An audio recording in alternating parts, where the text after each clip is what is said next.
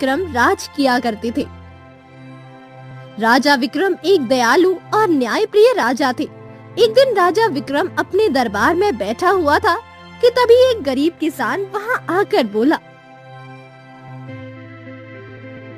महाराज की जय हो। महाराज, मैं एक बूढ़ा गरीब किसान हूँ।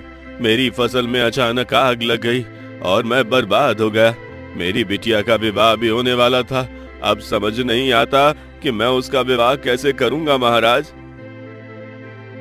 चिंता मत करो, प्रजा की मदद करना एक राजा का कर्तव्य होता है। इतना बोलकर राजा विक्रम अपने मंत्री मान सिंह से बोला, मान सिंह, इस किसान को हमारे राज्य कोष से 20,000 स्वर्ण मुद्राएं दे दो। कुछ देर बाद मंत्री 20,000 स्वर्ण मुद्राएं लेकर आता है और किसान को दे देता है। किसान खुश होता हुआ वहाँ से चला गया।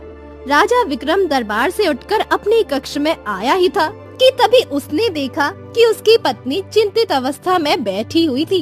राजा विक्रम अपनी पत्नी रुक्मणी की ओर देखकर बोला, क्या हुआ रुक्मणी, तुम्हारे चेहरे पर चिंता की लकीरें क्यों झलक रही हैं? आप तो जानते ही हैं कि हमारी इकलौती पुत्री राजकुमारी सुलेखा विवाह के योग्य हो गई है। तुम चिंता क्यों करती हो? हम अपनी पुत्री का विवाह धूमधाम से करेंगे। तभी वहाँ पर राजकुमारी सुलेखा आकर अपने पिता से बोली, पिताजी, मैं शादी अपनी ही मर्जी से करूंगी और शादी के लिए मेरी एक शर्त है। कैसी शर्त? मैंने वो शर्त माँ को बता दिया है।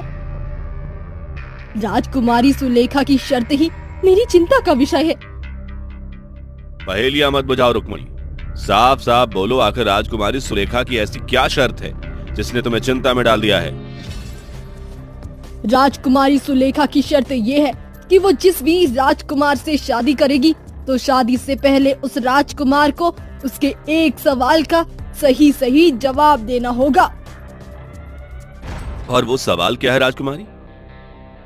क्षमा कीजिए पिताजी, मैं वो सवाल केवल उसी राजकुमार को बताऊंगी जो मुझसे विवाह करने का इच्छुक होगा।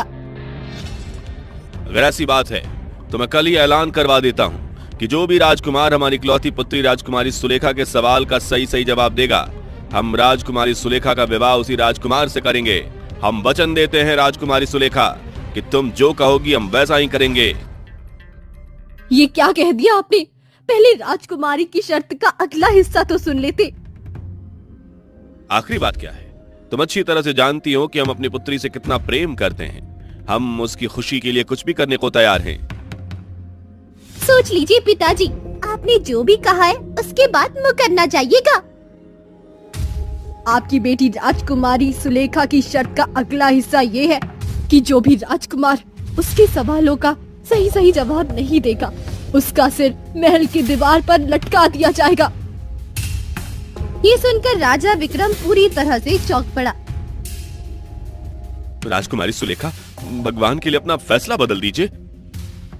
नहीं पिताजी, आप जानते हैं मैं अपना फैसला नहीं बदलूंगी और ना मैं अपनी शर्त मनवाने के लिए किसी पर दबाव डालूंगी। और जिससे मुझे विवाह करना है उसे मेरे सवाल का सही जवाब देना ही होगा।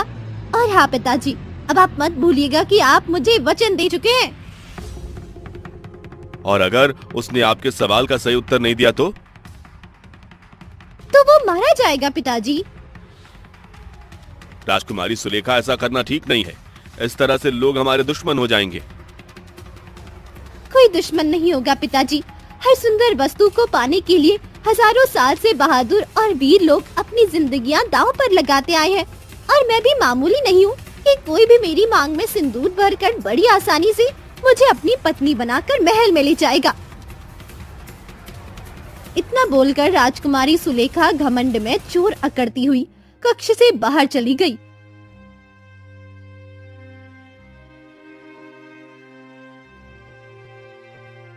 अगले दिन राजा विक्रम अपने मंत्री मान सिंह से इसी बारे में बात कर रहे थे कि तभी रानी रुक्मणी वहां आ पहुंची और राजा विक्रम से बोली, क्या वास्तव में राजकुमारी सुलेखा की बात मानेंगे? रुक्मणी, अब राजकुमारी सुलेखा की बात मानना हमारी मजबूरी है। हमारी गलती थी कि हम उसकी पूरी बात सुनने से पहले ही उसे वचन दे बैठे, और तुम जानती हो कि वचन हम नहीं तोड़ते। जाओ मान सिंह, आसपास के राज्यों में ऐलान कर दो कि जो भी राजकुमारी सुलेखा के सवाल का जवाब देगा वही राजकुमारी सुलेखा के गले में वरमाला पहनाएगा, परंतु जवाब न दे पाने की सूरत में उसकी मौत पक्की है।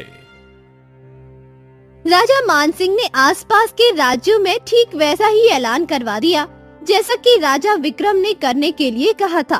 कुछ दिन बाद वीर गणराज्य का राजकुमार अभिमन्यु राजा विक्रम के दरबार में आ पहुंचा। महाराज, मैं आपकी पुत्री से विवाह करना चाहता हूँ। मैंने उसकी सुंदरता के चर्चे काफी सुन रखे हैं।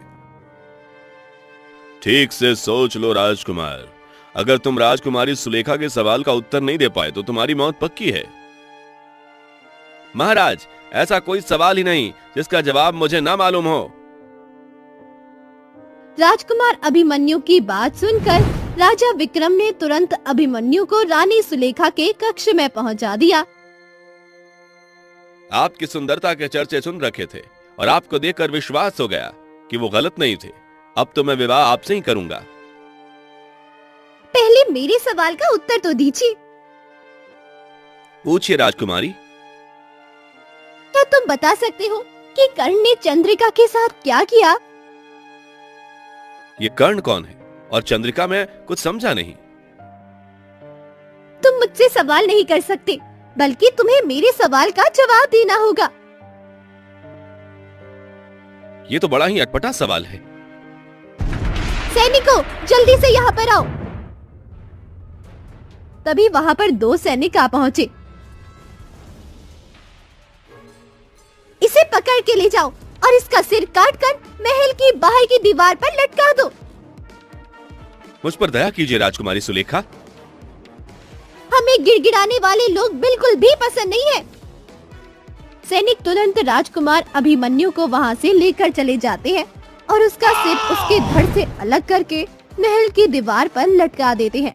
कुछ ही दिनों में राजकुमारी सुलेखा ने बहुत से नौजवान राजकुमारों को मौत के घाट उतरवा दिया और उन सबके सिर महल में टंगवा दिए। एक दिन राजा विक्रम चिंतित अवस्था में अपने महल में बैठा हुआ था कि तभी उसकी पत्नी रानी रुक्मणी वहां पहुंची। क्या बात है, आपके चेहरे पर चिंता कैसी है? चिंता इस बात की है महारानी के अशोक नगर के राजा आदित्य के 2 पुत्र हमारे राज्य आए हुए हैं और वो दोनों राजकुमारी सुलेखा से विवाह करने का इरादा रखते हैं। मुझे विश्वास है कि दोनों में से कोई भी राजकुमारी सुलेखा के प्रश्न का उत्तर नहीं दे पाएंगे और मौत के घाट उतारे जाएंगे। इस बात की तो मुझे चिंता है महारानी। अगर ऐसा हुआ तो राजा आदित्य मेरा दुश्मन बन जाएगा, हमारी बरसों की मित्रता भी टूट जाएगी। राजा आदित्य के तो 3 पुत्र हैं।